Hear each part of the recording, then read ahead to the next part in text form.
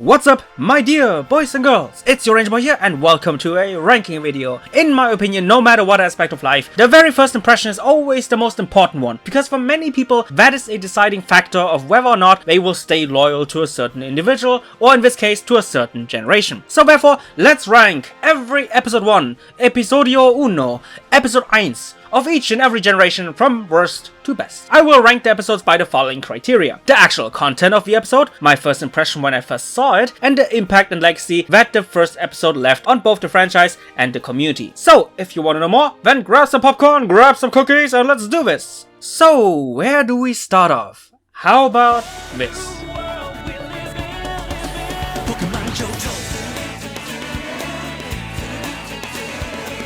Judging the very first episode of Gen 2 in today's standards at first glance seems to be very unfair, because back in the days we didn't really have traditions like new companions or even new animation techniques. But even if you put all of these factors aside and just look at the content of this episode, it can be summed up like this. They begin their journey through Johto, they encounter Suicune, oh hey go, they enter the first city, Team Rocket steals Dr. Elm's Totodile, and our heroes rescue it. Even if you just compare this one to any other episode 1, it's probably the most uneventful one. And to be honest, this was also my very first impression back in my childhood, that it wasn't really that memorable. Also, remember when I said that comparing Gen 2 in today's standards seems to be unfair? In reality, it isn't. Their rival Digimon had their Season 2 airing as well, and with Season 2 they replaced their OG gang with a brand new cast, and it worked. In my opinion, Digimon back then felt fresher and more exciting compared to Pokémon, who didn't really want to take any risk. No new characters, no new plot, animation, or even a shift in tone, while Digimon Season 2 did all that and then some. Johto Journeys never really felt like an introduction to the brand new Gen 2, but more so like a continuation of Gen 1, which of course was the purpose, but without innovating anything new. Therefore, from my point of view, thanks to everything I mentioned before, the beginning of Johto Journeys didn't really have any kind of impact or legacy at all. So sadly, I had no other choice but to put it at the bottom of the list. My inner child is crying right now, but for the sake of my childhood and for the sake of many other childhoods, I have to say, I'm sorry. I'm really sorry.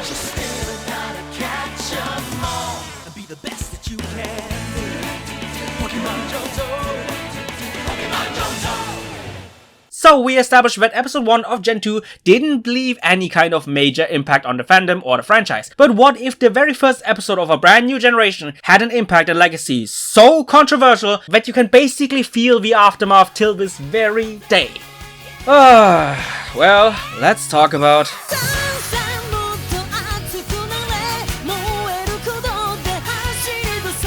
Yep, it's time for Pokemon Sun and Moon, baby!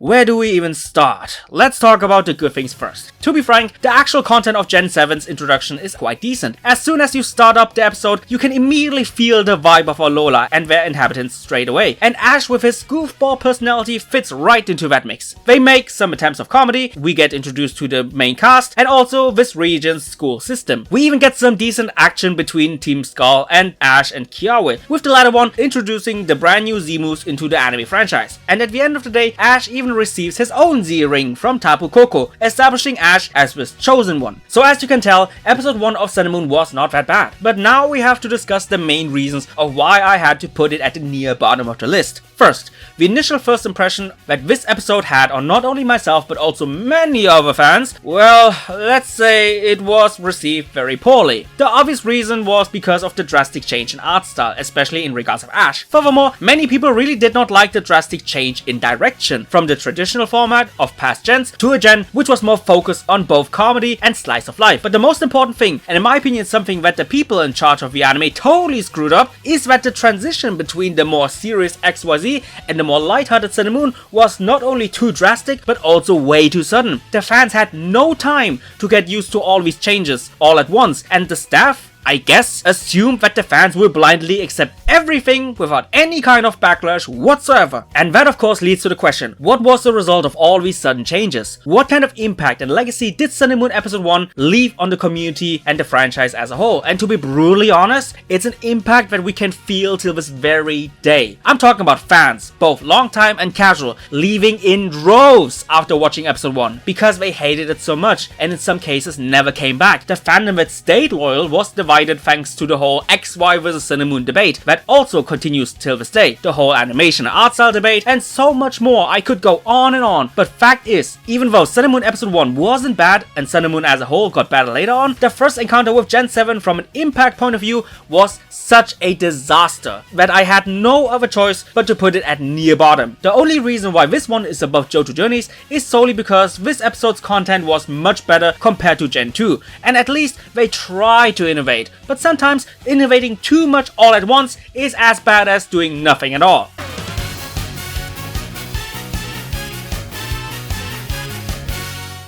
So as you can see with the example of Sun and Moon, first impressions are very important. And even though the whole aspect of changes, fans leaving, and versus debates between two generations escalated with Sun and Moon episode 1, it didn't really start that phenomenon, because that achievement goes to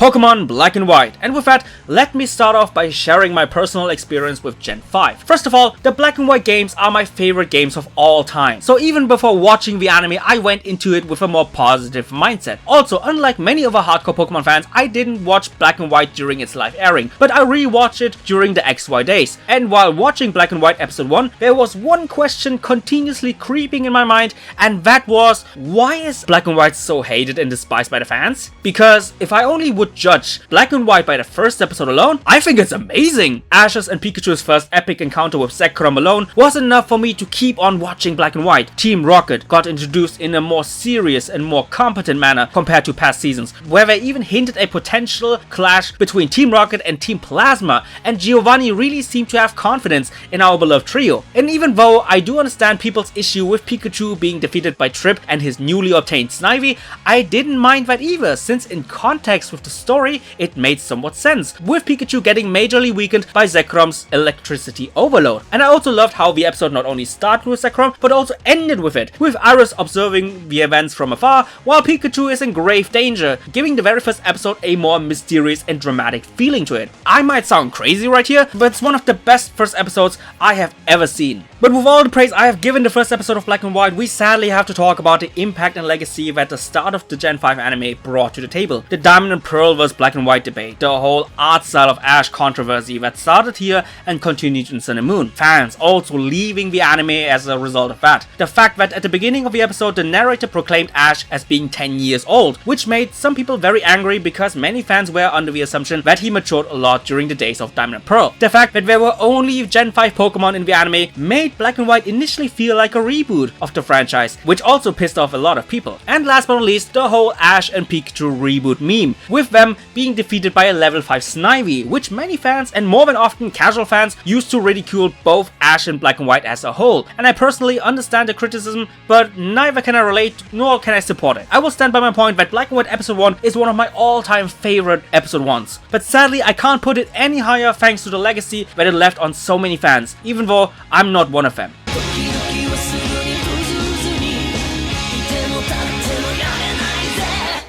Man, I talked so much about negative things, so let's turn the frown upside down and let's talk about one generation that in my opinion revolutionized the entire anime franchise, which is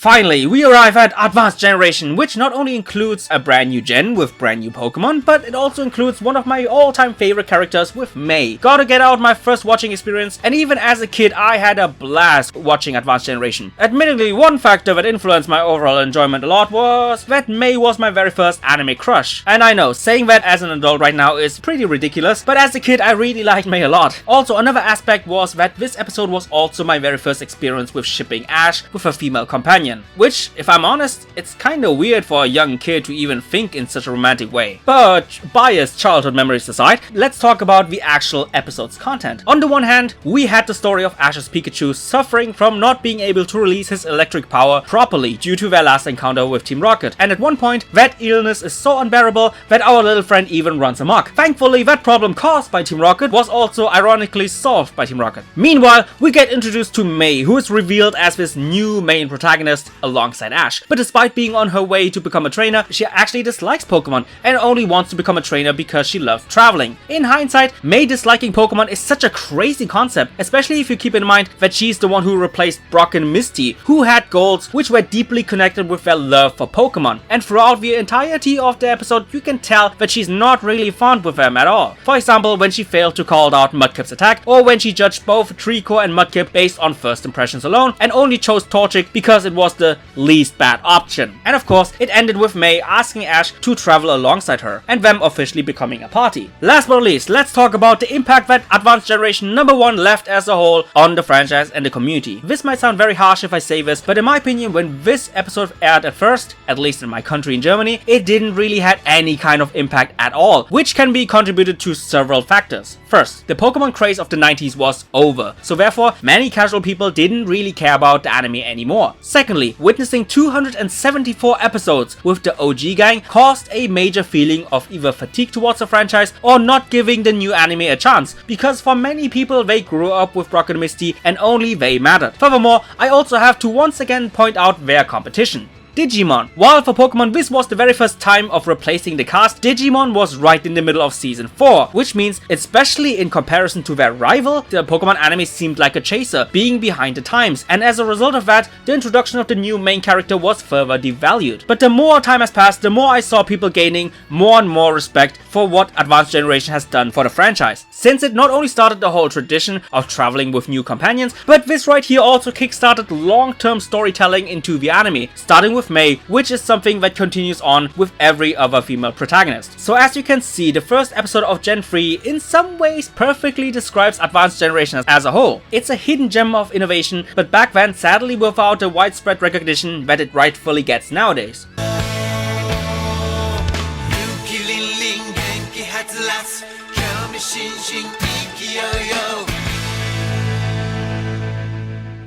Okay, let's talk about the next one, because in terms of overall content and impact, this one right here, in my opinion, is the most interesting one. So therefore, let's move on to... Sorry for interrupting you guys, but I had to lower the audio thanks to copyright. Really sorry. Thanks, YouTube. Again, copyright, sorry. I know.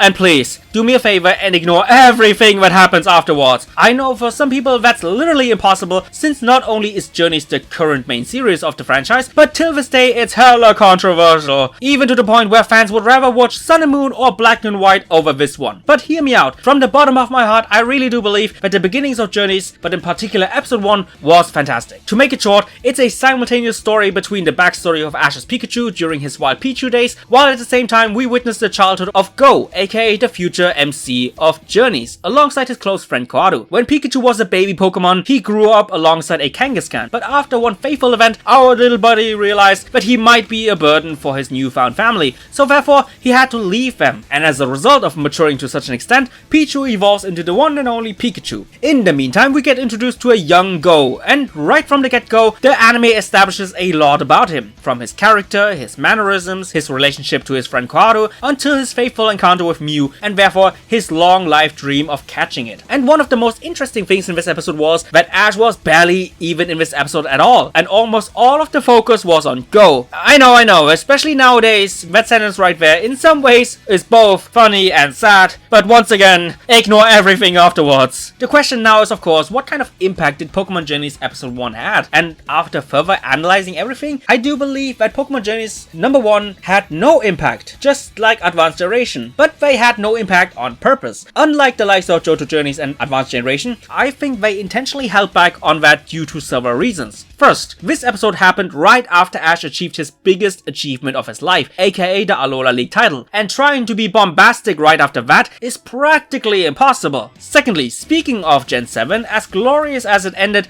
we cannot forget how it started. Remember, a complete and utter disaster. So by trying their best to not stand out, they try to avoid any further of a controversy. That in my opinion also explains the increased focus on character establishment rather than pure action scenes. Third, my third and final point, even before the episode aired, they leaked a lot of information beforehand, like for example the new art style, which many people preferred over Sun and Moon, the fact that this anime will be in every region, and that it will be a dual protagonist anime, where both Ash and Go are seemingly treated equally when it comes to story. And with so much info leaked, it made people less angry, and instead of that, the fandom was way more acceptable and open to the idea, because all these leaked information made many of the fans hopeful for many great things like potential returns of all the characters and the vast amount of both world building and long-term storytelling. It felt like this anime has finally united the divided fandom. Sadly, all of that never really turned out like in our wildest dreams and fantasies, and for many people ended up in pure disappointment. But at least episode 1 of Pokemon Journeys made us hope for a anime with sheer endless amount of potential. And looking back,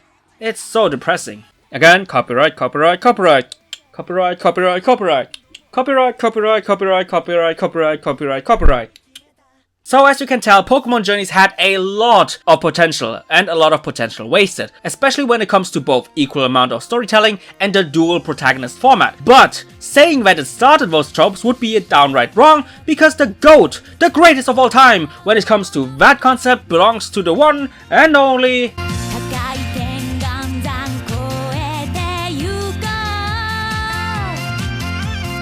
Pokemon Diamond and Pearl. At last, we can talk about one of my all-time favorites. As revolutionary as Pokemon Diamond and Pearl was in general, to be honest, when I was a kid, my first impression on Gen 4 was something like, oh, another girl who wants to be a coordinator.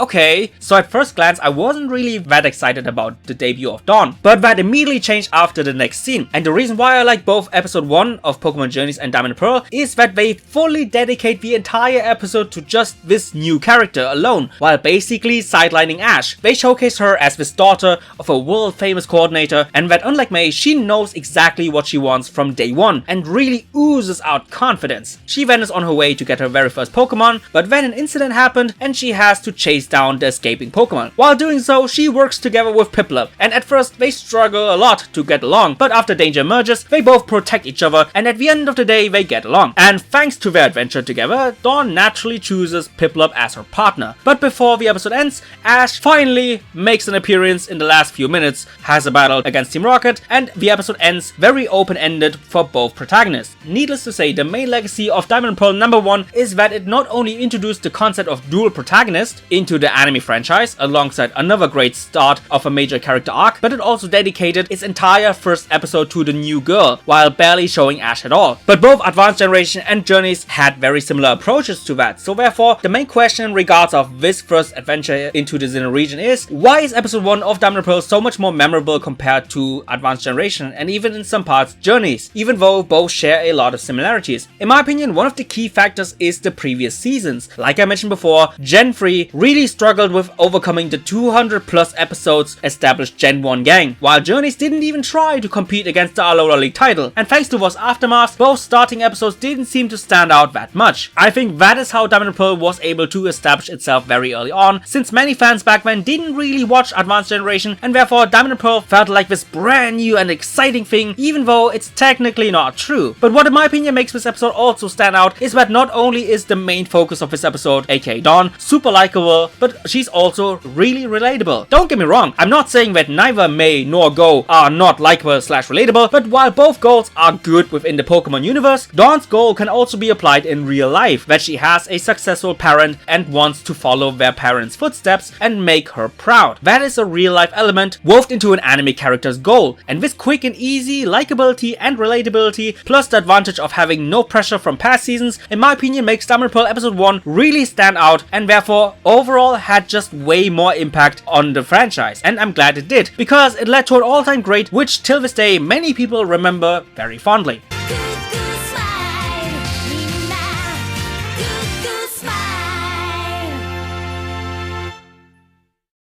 Now let's talk about the run-up of its ranking, and for that, let me talk about a little myth that was going on within the Pokemon anime community for decades now. And that myth is that even-numbered anime generations are being regarded as an all-time great, while odd-numbered ones are either mediocre or just bad seasons. I personally do not believe in that myth. I think it's BS. But what I can support is that many of those even-numbered anime gens did either introduce many new fans into the franchise or they brought back many old fans into the anime. And so far, the one anime season that brought back many fans into the anime to such an extent is the one and only. And copyright strikes again, like always, but hey, at least we have the video, right? At least we have that, instead of more copyright.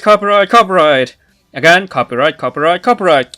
I mean, come on, you knew that I had to put episode 1 of XY at the near top of the list. But now let me tell you exactly why. First of all, my first impression alone is something I still can remember till this very day. By the time I returned back to YouTube, aka after the black and white era, I grew out of Pokemon thanks to personal life. But then I suddenly got recommended a video by an old YouTube friend of mine who made an more shipping AMV. The first question I had in my mind was, who is Serena? I know Ash, but who is that other character? And wait, hold on, is that Pokemon? So out of curiosity, I decided to watch episode 1 of XY. And then I watched more. And then I watched more. Suddenly I started making Ash and Serena AMVs, and then suddenly all of these other Pokemon anime YouTubers appeared, and I listened to every one of their reviews and podcasts and discussion videos and more. I started to watch and appreciate Black and White while waiting for the next XY episode every week, and all of that started with just episode 1 of XY. But now let's talk about why exactly the first experience into the Kalos region was so captivating for not only myself but also for many other fans. The obvious reason is because it's visually pleasing.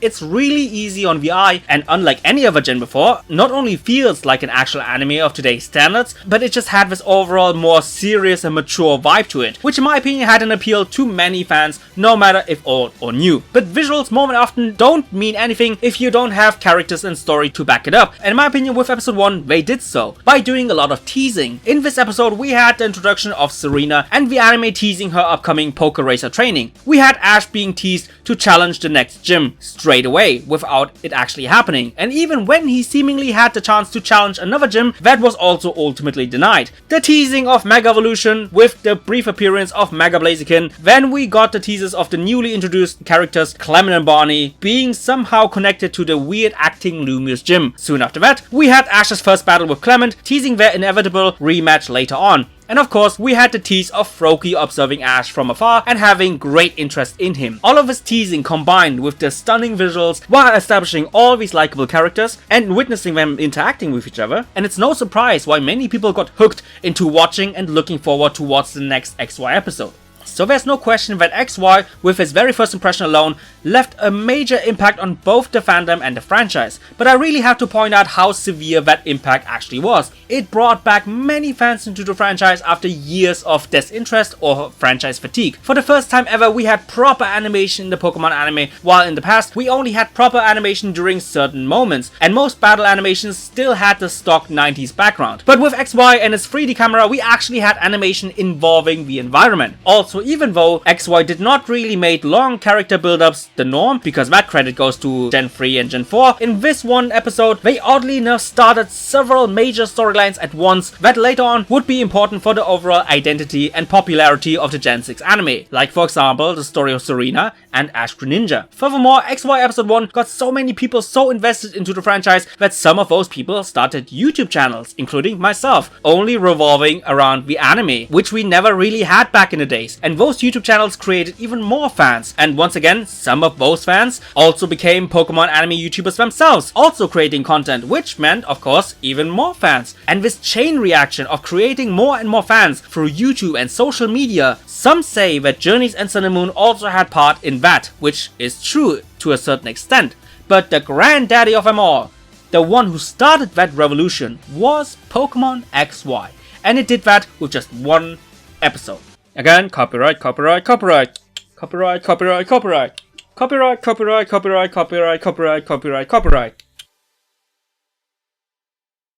And with that out of the way, naturally the only episode 1 that is left on this list is something that for most people might have been the most boring and most predictable choice, but in this case I had no other option. So the greatest episode 1 of the Pokemon franchise goes to... I wanna be the very best, like no one ever was. Episode 1 of Season 1. Sharing my experience with Episode 1 of Season 1 is something I can't do without even describing the overall impact and legacy that this one episode had. because everything started simultaneously at once. In my country, they were the source of the anime boom, together with the likes of Sailor Moon, Digimon, OG Dragon Ball, and with DBZ following up soon after. For many people, this first episode was their first exposure to not only Pokemon, but also to anime in general. No matter where I went, from school, at friends' houses, on the dinner table with my parents, talking with random people you have never seen before, and even my aunt and grandma, everybody knew about Pokemon. And not only that, but it was also everywhere, on the walls, cinema, TV, newspaper, and in every goddamn store around the corner. During that time, Pokemon was as natural as breathing air or drinking water. It was crazy.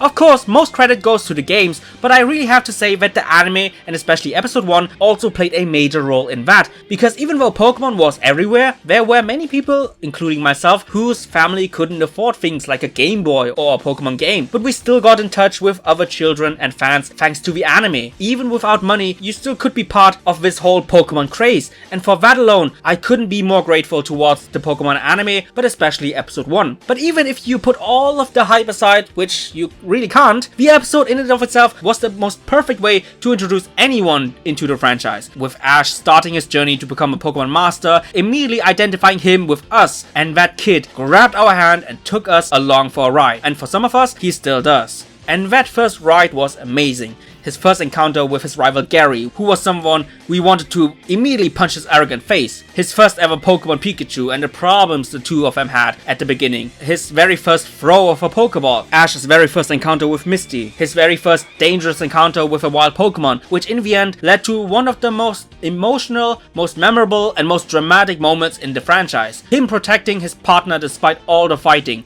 and his partner answering back those feelings, and at the end of the day, both of them opening their heart towards each other. It's still dramatic, it's still iconic, and in my opinion, it's still number 1. Anyway guys, I really hope you enjoyed this video. What is your opinion on my ranking video? Tell me, and just like always, I see you guys in the comments down below.